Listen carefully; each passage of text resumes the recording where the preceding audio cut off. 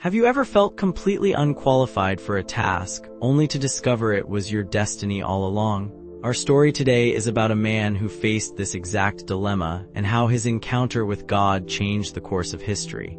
Let's journey back to ancient Egypt, around 1446 BC. The Israelites, descendants of Abraham, Isaac, and Jacob, have been slaves in Egypt for 400 years.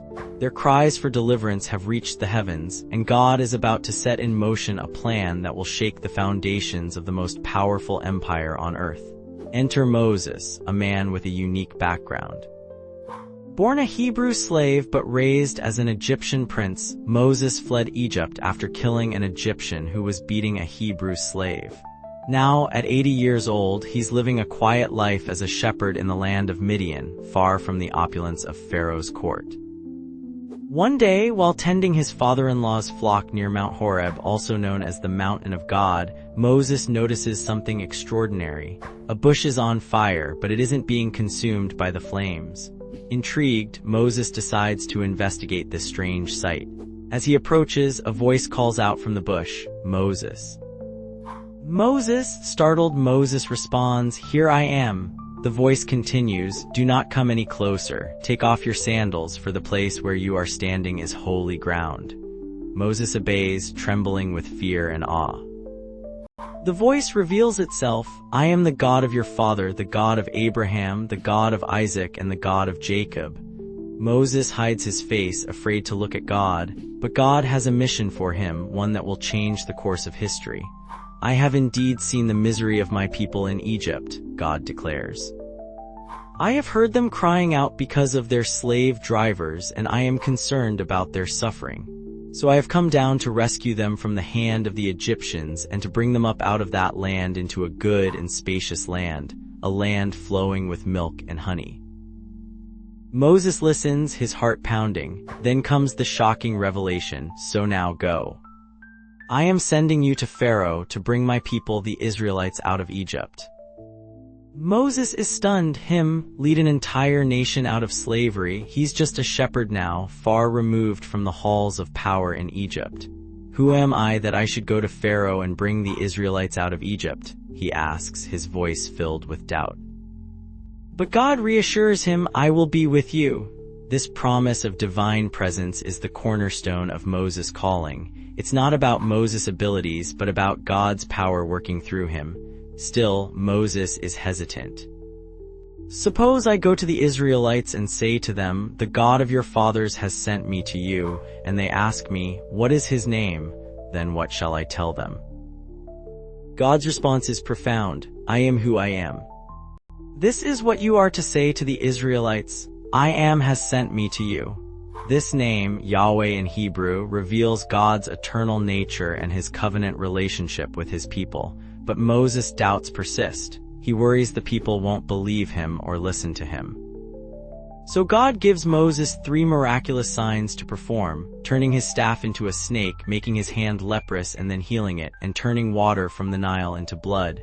Yet Moses still hesitates, citing his lack of eloquence. "O Lord, I have never been eloquent, neither in the past nor since you have spoken to your servant. I am slow of speech and tongue." God's patience is remarkable. He reminds Moses that he is the creator of speech and promises to help Moses speak and teach him what to say. But when Moses still begs God to send someone else, God's anger is finally kindled. Nevertheless, God provides a solution. Aaron, Moses' brother, will be his spokesperson. "He will speak to the people for you, and it will be as if he were your mouth and as if you were God to him," God declares. Finally, Moses accepts his calling. He returns to his father-in-law Jethro and prepares to leave for Egypt.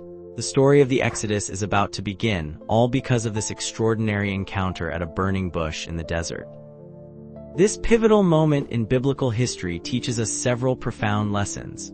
First, it reminds us that God often calls the unlikely. Moses, a fugitive and a shepherd, became one of the greatest leaders in history. This shows that God doesn't call the qualified, he qualifies the called. Second, the story illustrates the power of divine presence. God's repeated assurance, "I will be with you," was the foundation of Moses' strength. This promise extends to all believers, reminding us that with God's presence we can face any challenge. Third, we learn about the nature of faith.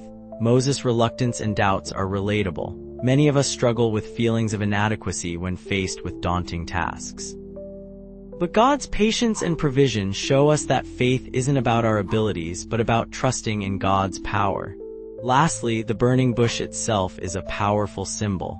It burned but was not consumed, representing God's eternal nature and his ability to use ordinary things for extraordinary purposes. As we reflect on this story, let's consider our own burning bushes, those moments when God calls us out of our comfort zones. Like Moses, we might feel unqualified or afraid, but remember, the same God who spoke to Moses speaks to us today. He promises his presence, provides what we need, and can use us to make a difference in the world. The story of Moses and the burning bush isn't just ancient history. It's a timeless reminder that when God calls, he equips. It challenges us to listen for God's voice in our lives and to respond with faith even when we feel inadequate. For in our weakness, God's strength is made perfect. So the next time you face a daunting task or an unexpected calling, remember Moses, remember the burning bush, and remember that the God who turned a shepherd into a liberator can work miracles through you too.